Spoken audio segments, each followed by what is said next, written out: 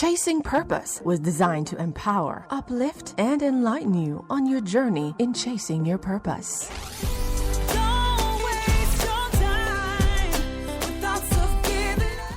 Chasing Purpose, Mondays, 7 p.m. on RJAM Radio, RJAM 360, or RJAMradio.com. Hosted by Cynthia Shea.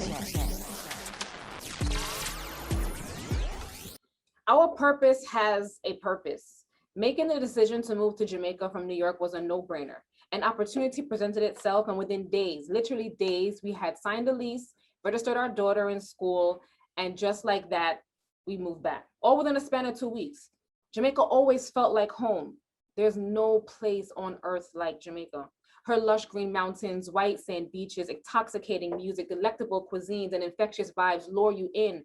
And just as beautiful of a place that she is, she has become one of the darkest, at the times the scariest, rife with corruption, domestic abuse, rape, kidnappings, shootings. Crime and violence in Jamaica has become a pandemic unto itself. We had our Easter show produced, shot, canned, ready to go. And then the Kanice Jackson story broke and ripped off the Band-Aid that has been placed on the problem since the Jasmine Dean, amongst countless other stories like theirs. My team and I decided we have to take a different approach. RJAM Radio and Caribbean Global Network have been blessed to have a vehicle that allows us to reach masses, and we are determined to be the very change we want to see. The change begins with us.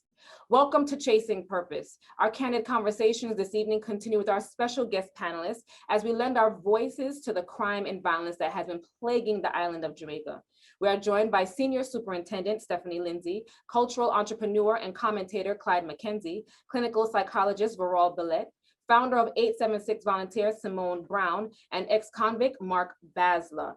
Welcome everyone to Chasing Purpose. Thank you for taking the time to join us. Guys, describe your personal experience with the crime or violence. Give us, Mark, do you want to go first?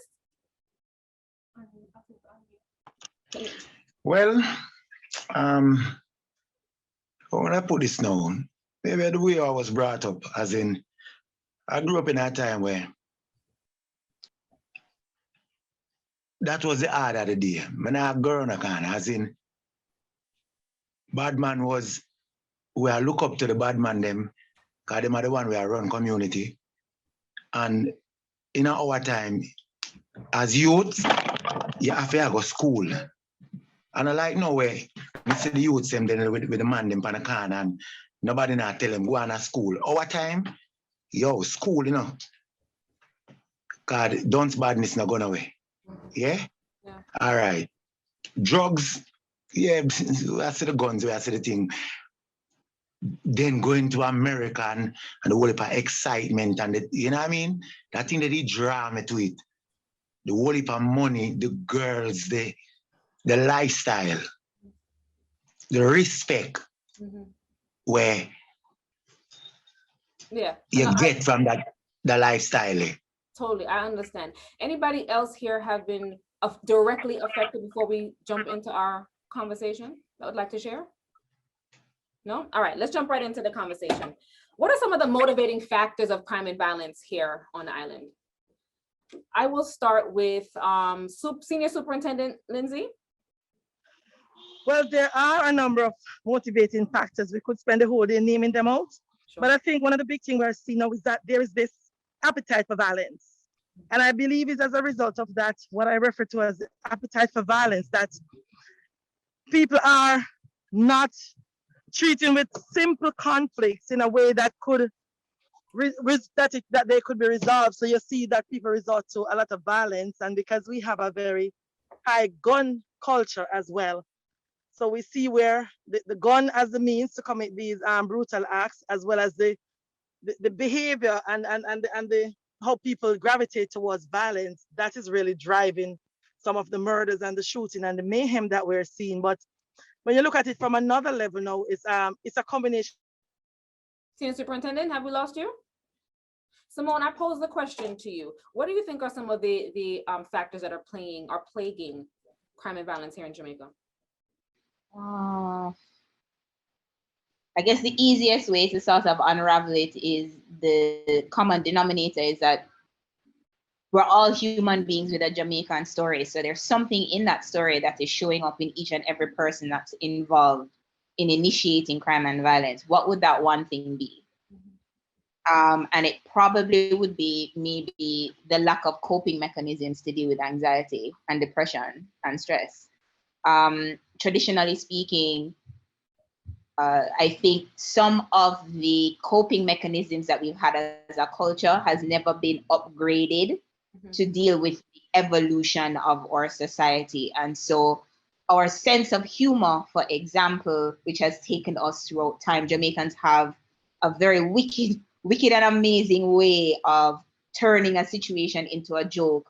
But when we are dealing with a pandemic where people haven't worked in a year, it's not funny. And so it runs its capacity, and then you start seeing it bubbling over in other ways because the standing coping mechanism that we've had is just not effective anymore. And humor is just one example. We have a lot of other examples. We have a hustle culture here, big time. Yeah. But when, education isn't evolving in the same way, when you walk into some of the schools, they are exactly the same. Like if you graduated in 1986, you could close your eyes and figure out the curriculum, and the posters on the wall are in exactly the same place.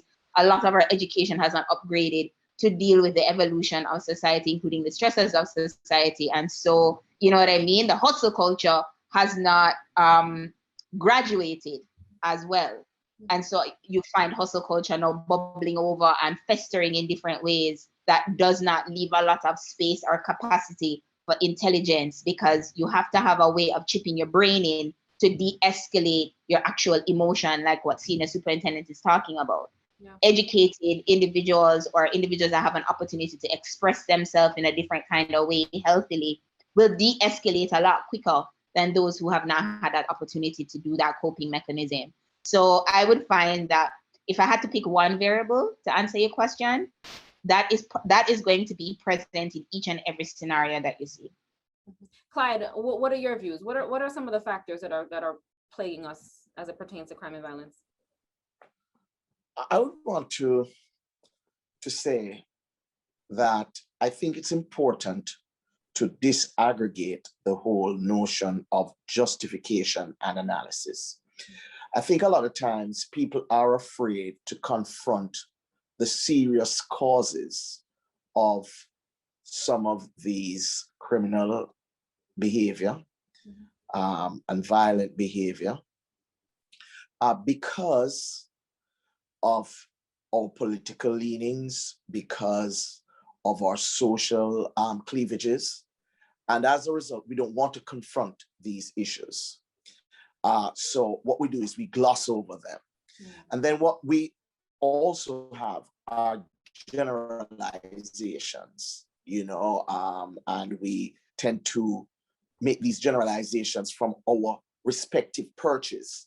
And it often is bereft of any kind of involvement of a holistic kind of analysis.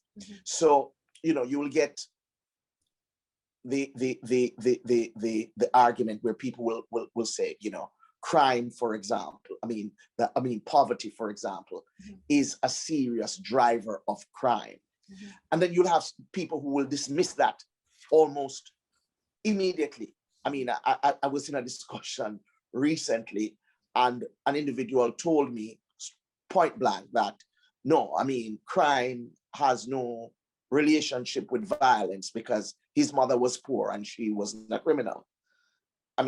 We have this kind of analysis, and we are unable sometimes to really go into the situation and disaggregate the elements, that it's perhaps poverty and not a poor person who is a criminal.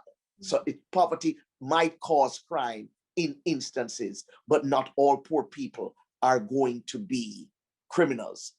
And it's important that we understand this. There is no magic bullet in terms of dealing with this question of crime.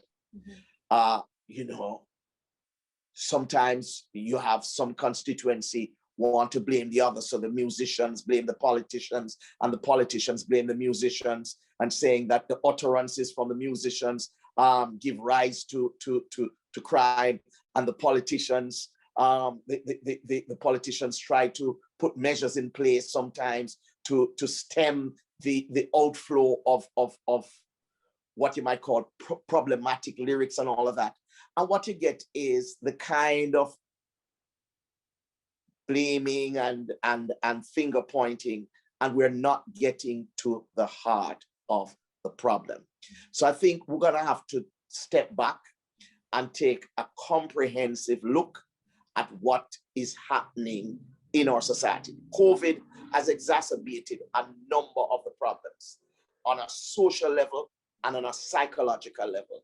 Some of what we're seeing is an indication of people just gone mad. I mean, you can't explain it in any other terms. I mean, the case cited with Kanice is perhaps people just gone mad, right? So there is that. That might not have to do with any sociological kind of or economic kind of circumstances. It might be just somebody gone mad, because you can't explain it in any other terms. So I think we're gonna have to try not to come with blanket solutions to these problems. I mean, because I think it is tempting all the time to come with a one-size-fits-all kind of approach, when in point of fact, what you have are specific problems with their own requirements by way of solutions. Verol, do you think crime and violence an expression of our mental health, poor anger management, and its commentary on where we are as a people? Do you think that, you know, this is playing a big part? I think where we are as a country in terms of crime and violence is a reflection of our inability to cope with stress properly. That's one. And stress is not just a physical thing that we feel that makes us feel tired. Stress can be anything that puts taxes on our internal resources. So it could be our mental state, it could be our emotional state, it could be our physical state. And when you're feeling stress over a period of time, you're going to run, your coping mechanisms are not going to be as effective, especially when you're being hit by stressor after stressor after stressor, and they're not going to be as effective. So you're going to be continuously searching for the next thing. And that could be a reason for the manifestations of criminal activities and violent behavior in our country. With regards to our emotions, as a people, we are not the most emotionally intelligent people. All right, that's just my opinion, because I find that we do not deal with emotions well. We tend to run away from emotions, but we really and truly cannot run away from emotions because they are part of us. You may think that you can suppress it or ignore it, but one day, the volcano is going to erupt. And then we have situations where persons have a difficulty dealing with delaying their own gratification, taking no for an answer, dealing with or understanding that you cannot control other people, understanding that everybody is their own person, everyone has their own individual rights to say what they want to say, do what they want to do, accept their own consequences. We do not have to do that to enforce our beliefs on others. It's more about, okay, I just have to respect where you are and allow you to go through on your own journey, accept your consequences as you go along if you don't want to take heed, but I have no right to try to control another person. So somebody tells you, disrespects you, you're gonna try to force somebody to apologize or to make things right. If that person doesn't want to, that person doesn't want to. And you just have to learn how to accept that, as sad as it is, right? So back to the question, yes, there's some element of deficiencies in terms of emotional regulation, which will include anger and controlling one's anger, in terms of connecting with persons who are healthy for us as well. And in terms of discerning right from wrong, because that can get blurry depending on where you are at a particular time.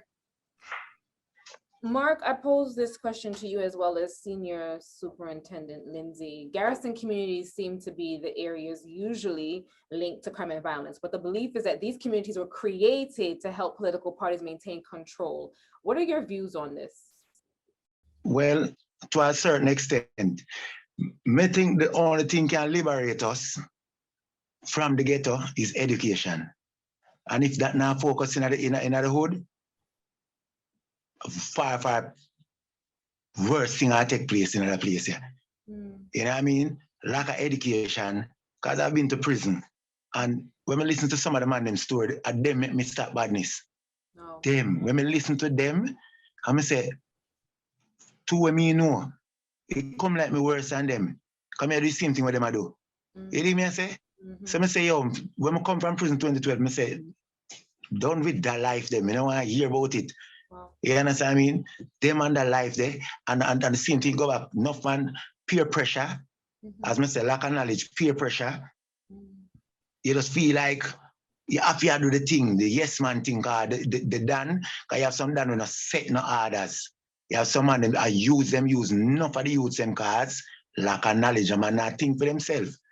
You understand what I mean? And when you did not think, a man are going to use you.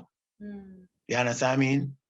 And we can't go on and on through the whole day with this thing. I don't know, the joke. Jamaica have to change. Yeah. You understand what I mean? And when you hear me, I say that you must know. One time I wouldn't even care what go on. Me, I make money, me no business, but I the truth. You understand what I mean? Me not care about what happen around there. So right now, to my family and my friend, my immediate circle, I do not care. It's sad, but it's when you see it affect. You know what I mean? So it's like it's so close. Me have two daughters, and I tell them, say, and the boy force himself on, you know. But they want you to tell the police. Just tell me. It's sad. Yeah. Just tell me, because you tell the police I work for 8 hours. You understand me? I go with that something, yeah? So, all right, let me not to cut you, Mark, but Senior Superintendent Lindsay, I'm going to ask you to pick up on that answer and the thoughts that Mark just expressed. As far as the garrison communities, they're being linked to crime and violence. Do you think that politics plays a part in it?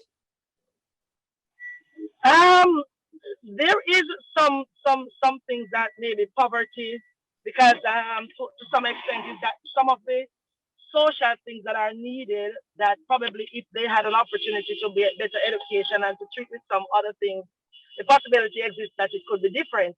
But we have seen where most of the persons who are engaged in crime now, it's not linked to poverty, because a lot of the major criminal network that we are seeing now, they are in it for profit. So they are making lots of money. So it's not poverty. So poverty may be one of the indicators and one of the things that contributed early. But I think what we're seeing now, people more kill people for turf, for recognition, to maintain a particular order, as opposed to fighting for scarce benefit and spoils, because they are really not hungry. They get a lot of returns from the crimes that they commit.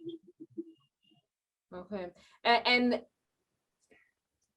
Mark just touched on something, and I find that a lot of people have share these same views, especially if they have children. The thought process is nobody with no police.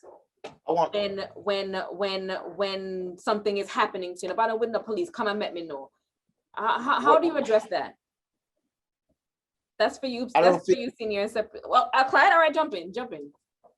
Well, I don't think the Senior Soup could endorse that. That yes, go ahead.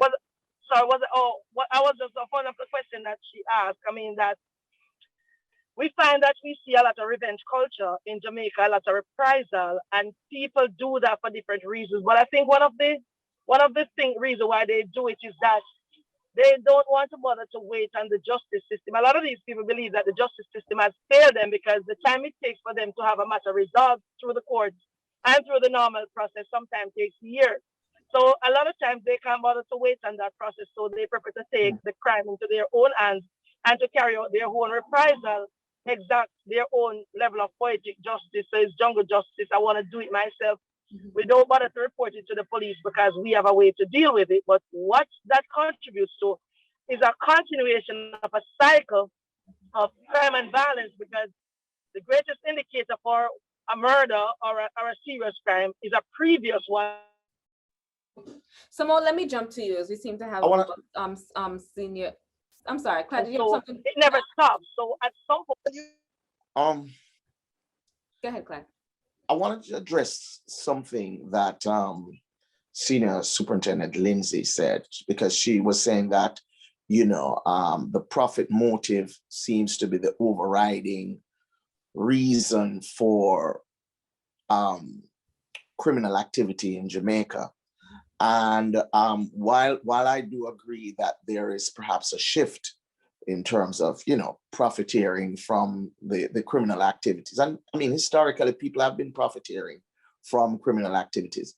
I think poverty is a recruitment tool, because people, who are vulnerable and who are in need are often the most disposed to the kind of inducements that the guy who has the profits and the funds will cause him to turn to certain kinds of activities. I want to say something further, though, that I don't think, which was just implicate poverty by itself. I think there's a value system that we have to address. And if we don't address, because it is not poverty, I think it is, or we shouldn't say simplistically, it's poverty. It is the context in which we really associate with poverty. Because if you have a particular mindset, yes, people of 40 and 50 years ago had a particular mindset when it came to how they treated their resources. If they didn't have it, they would simply say, if they didn't have it, they would simply say, well, look, we would do without it. In other words, people had this kind of sense that your happiness wasn't contingent on how much money you could get and bring in at a certain point. But we have promoted this culture that, you are valued by what you have. And therefore, the kid in the street who does not have it, he sees himself as being shortchanged. He's not going to have the kind of relationships, whether amorous, business, personal, that people with more resources will have. And he is seen as somebody who has not achieved or has not accomplished. And I think if we don't change that kind of outlook, where we see having material things as being paramount, and that having material things is the only important index to success, then we're going to always have this problem in an atmosphere of poverty. Because when you induce this kind of impulse, and then there is not the requisite material to satisfy this kind of desire, that's where you get some of the problems. But to some of the points that were being made before around poverty, a lot on the focus on poverty, a few things came up for me, and I don't know what we feel about it as a panel. But the first thing I think of is every time we say poverty, my brain says safety and security. And I don't know why. I feel like every person from the beginning of time has always just wanted to feel safe and secure. I think our definition of what makes us feel safe and secure is what's been changing. And every time you're in a system that fails to make you feel safe or secure, as humans, we adapt and we create subsystems that fill needs that are not being met. So to answer even a couple of the questions, for example, like the relationship between the Garrison area and politics, when Mark made a note about education, I did work with the National Drug Association of Jamaica last year, right before COVID broke, where I went to 20 different high schools all across the island to talk about how their peers were discussing drugs amongst themselves. And I had the opportunity to go to 20 different high schools in different demographics. I went from Cockpit Country to Bull Bay to Negril to Buff Bay. And what is almost common across the board is when I went into schools that were in poorer funded areas of the island, it looked like a juvenile detention center. And the curriculum and the resource was so poor. Do you know what never changed? The intelligence of the children. Have mercy. Never changed. Jamaican youth bright from corner to corner to corner to corner. And when we have an education system that, because you see, if everything else that we were talking about fluctuated, but our education was equal for each and every youth that we had on the island right now, we wouldn't have to worry about the future of Jamaica. So I think Mark said it all. And so as adults in the system, we have our own situations that we need to sort out. But if we were able to create almost like a buffer barrier, because this is a solution conversation, we're having. If we were able to create a buffer barrier where everybody that is, enrolled from high school to kindergarten, we made sure that they had everything they needed across the island, regardless of where they live, they would have an opportunity to reframe what it means to be safe, what it means is to be secure, what it means to have an opportunity to create a life full of all the things that you want, a healthy home, you know what I mean? Food on your table, a nice car if that's what you want, and create ideas outside of subsystems like what crime and violence create to get there. If we were able to create that barrier and give them the opportunity to have everything they needed, regardless of whether they lived in the garrison or not, it wouldn't matter who's in politics. It wouldn't matter how much money remission we're getting through Western Union. It wouldn't matter what scammers do. That wouldn't matter. And guess what? We are got dead. We are got dead off, and then them get the rest. You said quite a mouthful there. And I believe that to that, education, absolutely, we need to look at how we're educating our children. You're spot on with, we have amazing, bright, intelligent youth here, and how we're nurturing them.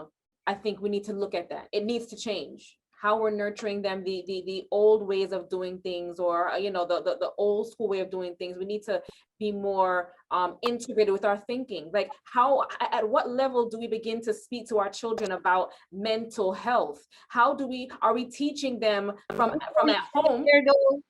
Before we even get there, I'm talking about when I said it looks like a juvenile detention center, poor high school, some of them have one bathroom for 300 boys. Yeah.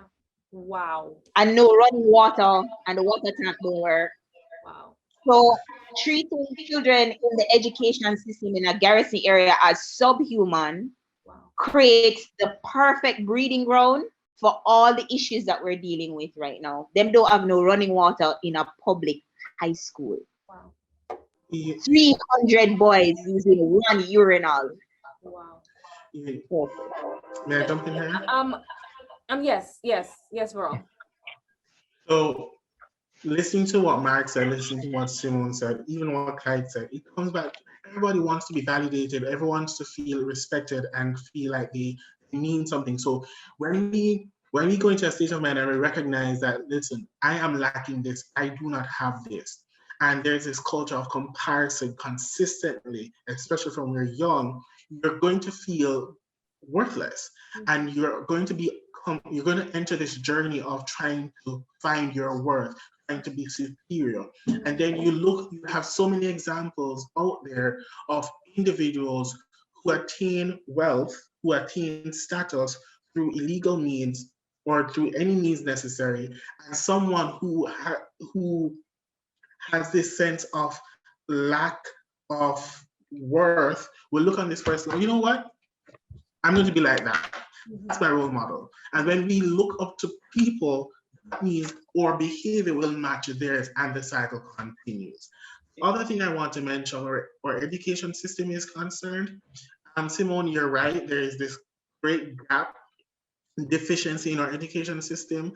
And I think one of the things that needs to happen is throw out this preconceived notion of what should happen in a particular school versus another school, the type of person that you should produce, and look into the fact that we are all human beings. Take away all the labels.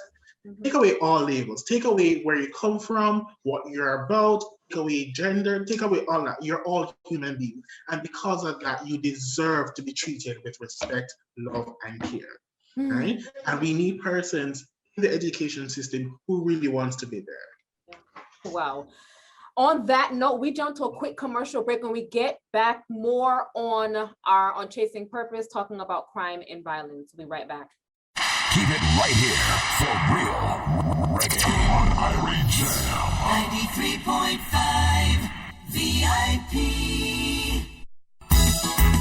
Here at JN Money, your safety is our top priority. During this time, JN Money encourages customers to send money safely and conveniently using our JN Money online service. For cash pickup, to the JN Money card, to bank accounts in Jamaica, and to pay bills directly in Jamaica. With fast, safe, and convenient services, JN Money will help you find a way. Stay safe. JN Money Services USA Incorporated, a licensed money transmitter in Connecticut, District of Columbia, Maryland, New Jersey, New York, and Pennsylvania. License number FT 71415, Massachusetts Foreign Transmitter Agency. Papa, big problem. Mama cooking with Sunday dinner and the cooking gas just dumps up wraps. You can send me a cylinder. Me live thousands of miles away from Jamaica. How me going to send your cooking gas? Same way you send me grocery every month. Sam's Bread and Butter Express. But son, Bread and Butter Express.com don't deliver cooking gas. Yes, Bread and Butter Express deliver cooking gas. And you can order from anywhere in the world. And then we hook it up for you too. Even up here in the top mountain. What you saying to me? Bread and Butter Express.com deliver cooking gas and hook it up everywhere in Jamaica? You can order online. But me know you don't like computer. So write down the number 516-481-6602 extension 205. Call them before the food get cold. I'm going to call breadandbutterexpress.com right now. 516-481-6602 extension 205. My phone credit I finished, Papa. Thanks for the cooking gas. Mama, gas soon come. Sam's Bread and Butter Express, the fast, easy way for you to send groceries and cooking gas to loved ones everywhere in Jamaica. Visit breadandbutterexpress.com or call 516-481-6602 extension 205. Gregory Spector and Associate, Spector and Associate, Associate, Spector and Associate, Spector and Associate, Associate. You get hurt on the journey, call your serious injury attorney. Say the number, yeah, people you feel learning. I go 888-797-7735. You heard me? 888-797-7735. Now that we've said goodbye to 2020, let's say hello to more fun in 2021. Digital International is giving you back more this year with their Buy 20, Hello 21 promotion. When you buy $20 of top up, you'll enter for a chance to win $21 back on a digital pay card. With thousands of winners last year, now it's your turn to grab some of the winnings. Visit digitalinternational.com, download the Digital International app, or visit your local store today and send a top-up for your chance to win. Terms and conditions apply. Promo ends on April 18th. Irie Jam. 93.5 VIP. Welcome back to Chasing Purpose, the special report. We are joined by a riveting panel here who are, we're sharing our views and coming up with solutions. And I know this is not going to be one size fits all. Nothing is going to change overnight. However, I keep saying this, we have to be the change that we want to see. So I thank you each for being on with us tonight. Now, I come from New York, born and raised in Queens, recently moved to Jamaica. Gun violence affects the entire world. I know zeroing in on the New York tri-state area, there's something that we do, NYPD does, call a gun buyback, where no questions asked, bring in a gun, you'll get, I don't even know what the dollar figure is. So the gun, yeah, send me money, yeah, done, buy. It's a solution. Do you think, and I pose this question to Mark, I pose this question to Senior Superintendent Lindsay, to everybody on the panel, do you think a gun buyback program would help us here in Jamaica? It will work. It will work. That will work. May I tell you? Because I remember being in New York when that happened. Yeah. Guns coming like crazy. Yeah. Guns, they can't believe it. Police never for work. Guns. We are talking about guns. Yeah. If it even all, bring it come. No question asked. Yeah. No question. All them places them talk about dig up and go find them. Never have to dig up and find. People bring the gun, come get them. Yeah. Senior Superintendent Lindsay, what do you think? So what happens is that when what you do that, so it's something that we have to measure carefully, because sometimes we see where depends on what you do is that some persons would try to use it as a trade-off to get better guns. So they may have an old gun that is not functional and they trade it off, and then the money that you give to them, no, they take it to buy a brand new gun. So we always have to do it. So we do have to get the guns campaign, and sometimes people will call. But I think unlike the US where they have a more liberal gun law, it's much more difficult to acquire a gun in Jamaica. So people are not going to want to freely give up their guns. Most of the guns we get are not by people who have them and want to hand them over, but more because of persons who are aware that guns are at particular spaces, and then they will call a particular tip line to tip off the crime stop or whoever is going through that there's a gun there. But we find that it works to some extent, but people don't readily hand over their guns, and those that they hand over, sometimes they want to trade in their old guns to get money to buy new ones. Let me ask Simone, what do you think about a gun buyback? Boy, I hear Mark and I hear senior superintendent, and what it sounds like to me, it can be a part of a solution. It can be a part. There's a space for it, absolutely. I think Clyde had mentioned it before.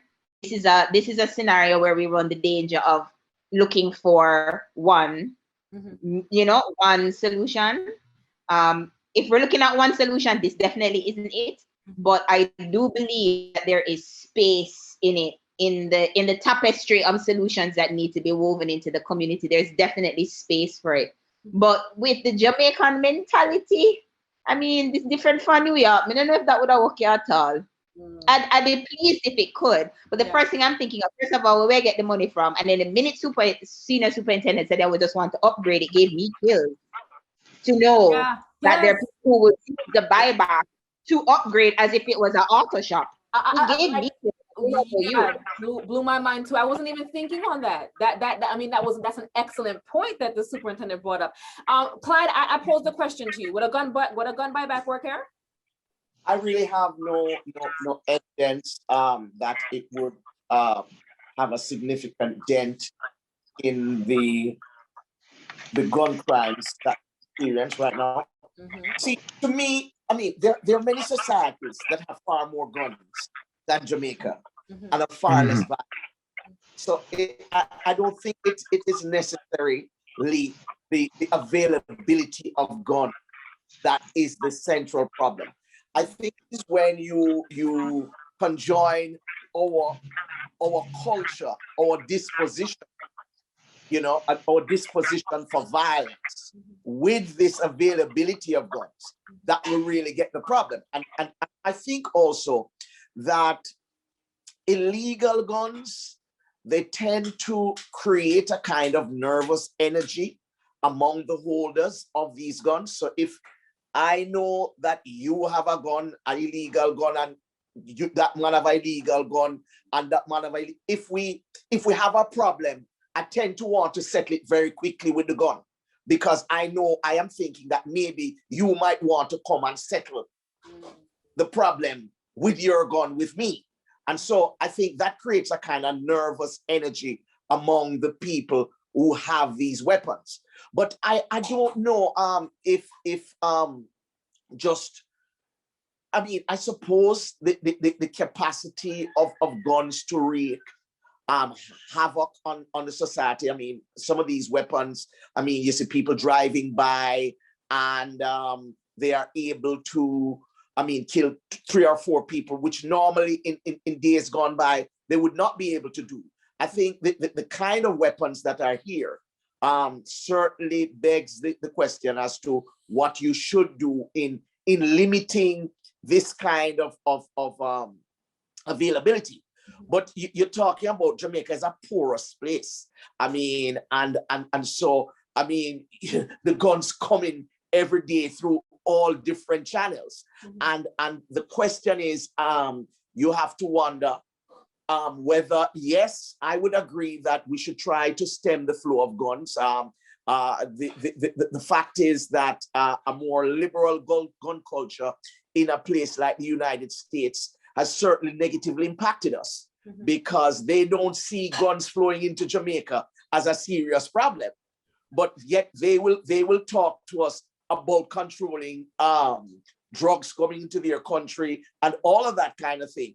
But I think because we don't have the leverage to say, look, if you want to control some of these things, then you would have to control things at your level. Our hands are tied. Yeah. Agreed. Totally agree. All right. Let us jump to something that I strongly believe is also helped where we are today. And Verol, I'm going to throw the question to you. Where are we at with the parenting, and how has it shifted from generation to generation? Has shifted significantly. How my parents were parented, different from how my parents parented me. And there are changes, because what you'll find is in some families, some parents are like, I don't want you to grow up like how I grew up. So I'm going to make some changes in my parenting style that I learned from my parents. Now you have children, the figure is there. I can put it like this: the figure is there, the parental figure is there, but the child is the one doing the raising of themselves, right? And if they're left up to their own devices, how is a child supposed to really raise themselves? How is a child supposed to provide for themselves? Supposed to go to school and as well as find ways to earn a living to take care of themselves, right? We have situations where some parents, they did not grow up in a situation where they learned parenting. Some time ago, I saw in the newspaper something about mandatory parent classes or something like that. I'm not even sure how that is going to work, because first of all, forget Planned Parenthood. It's not a thing that we practice, right? It's not a thing. It's just fuck-ups or accident, or it's never, well, it's not never. It's not a lot of times it's on purpose. So children come into this world where adults are not, or teenagers are not prepared for the reality of parenthood. And so I know there's no manual to this parenting thing. Every child is different, even when you have multiple children in the household. However, there's no thought that goes into it every single day. Okay, let me see what happens today. Right? And then when children are being children and they need the guidance, they do not have the individuals around them. They do not have the village around them, or the healthy individuals around them to help them to grow in a healthy way. Mark, not to cut you, my time is so against us. Mark, I posed the question to you. You've done time in prison. You've come out. You're rearing your daughters, and you know how your mother raised you and her mother raised her. How are you raising your children? How do you think parenting plays a part in where we are as far as it pertains to crime and violence? Let me tell you, four youth me have, 2 boys, 2 girls, yeah?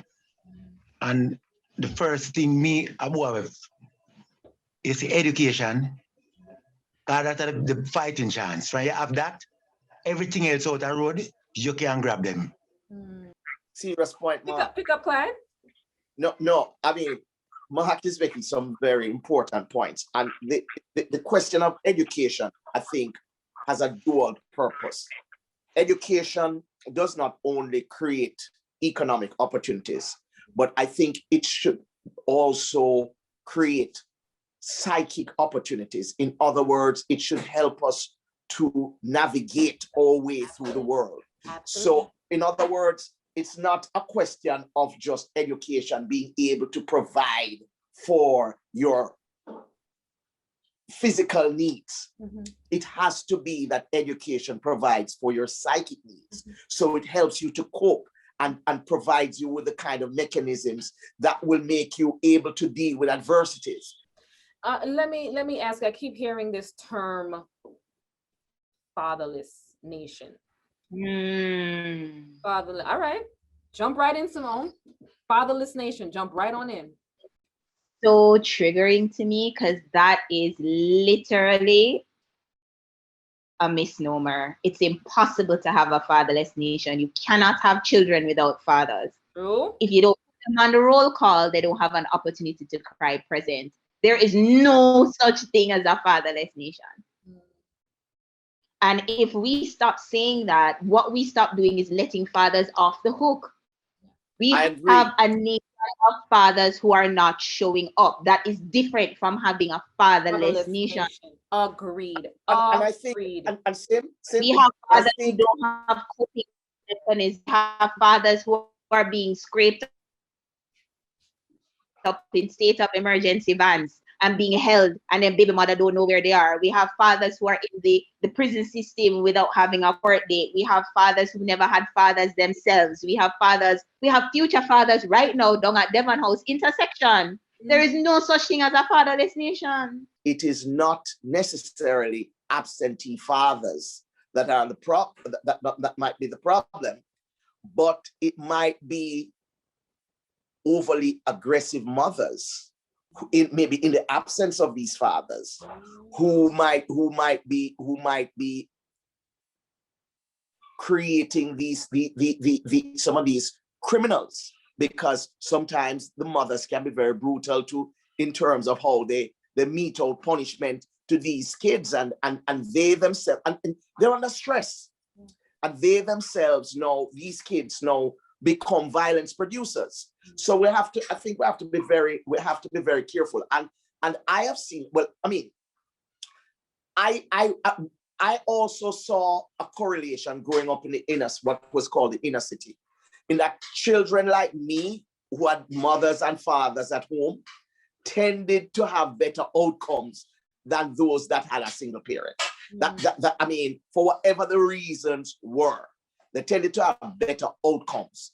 I will also say that those families who got out there were those who had a system of networking. In other words, the family was pulling together. It wasn't individuals trying to make it by themselves. So the family saw themselves as a unit. They perhaps had another unit with which another family unit with which they related, an aunt or a cousin or one of those people who might be abroad. And that is a kind of mechanism that helps to break the cycle.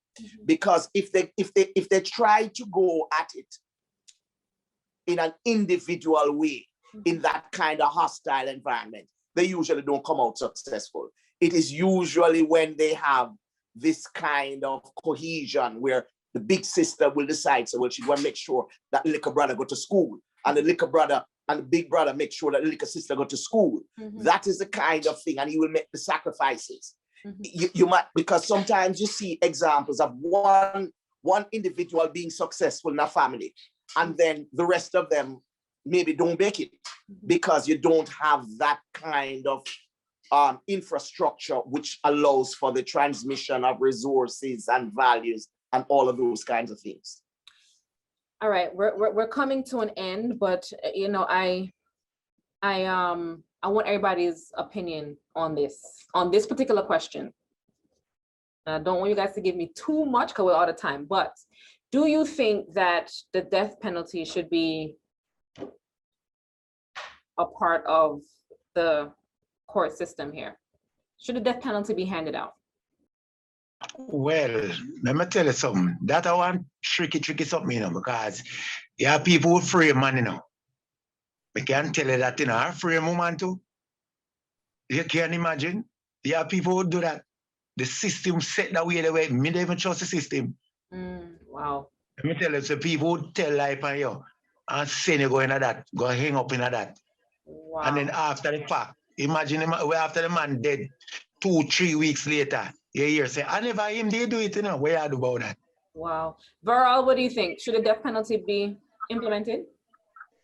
I personally don't think so. Not with our current state of our criminal justice system. I don't think it is fair enough, in my opinion. Simone?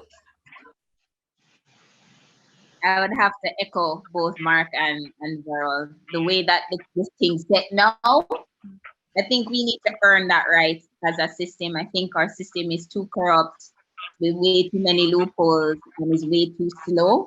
Just like how other people need to earn the right for certain things, we need to earn the right to say a man needs to live or a man needs to die. And I don't think the way our system is right now that we earn that. Clyde, what is your take? For me, I am not sure that killing a man, you know, by the state, you know, in that kind of organized way is a great deterrent. You know, I'm not one of those who believe that. So unfortunately, we are running out of time, and I know that in an hour there's no way that we can come up with the solution to where we are, because I think it took generations or many decades to unravel. But I'm gonna ask each one of you to offer a solution, because again, at the end of the day, we are going to be the ones to affect the change. Pour as much as we can into our education system to make it equitable across the board from east to west. Increase state covered, so Jamaican government paid for mental health support, including trauma support.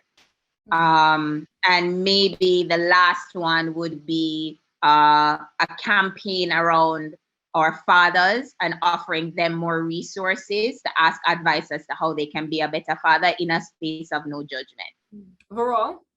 Okay, what I would add, I'd echo holistic education, holistic health, place resources there, as well as for those of us who are in power, who are decision makers, listen to the people who are living the experiences. The answers reside there. Marco, what would your solution be? Well, I just one thing I love me depending on. If them can give it from basic school to high school, because I not go no tertiary, because I not think say the government have the money there to go put in a tertiary. But good God, give them free education. Go Barbados, been to Barbados, countless of time. Education over there is free. What? Right, people, crime rate next to none. When people dead over there, so a car accident. I remember 1 year I was there. 12 car accident. Yeah. Nothing else. And guns are there. Don't get it wrong. Yeah. Because I've seen guns there. You understand what I mean? So nobody trust me education. Yeah. Just put in that basic, primary, high school. Give them it free.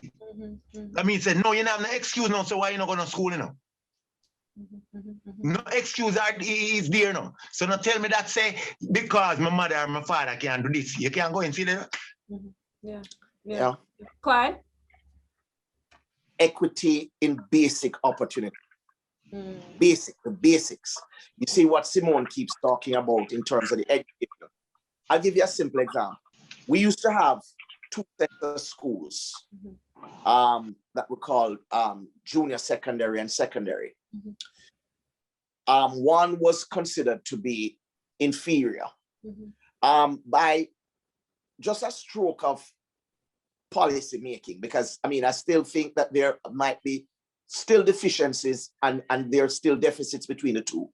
But just by changing the name and giving opportunities that children from junior secondary schools did not have, has allowed athletes, some of the most outstanding athletes in Jamaica, to come to the fore. They would not have come to the fore had we not had that creation of opportunity.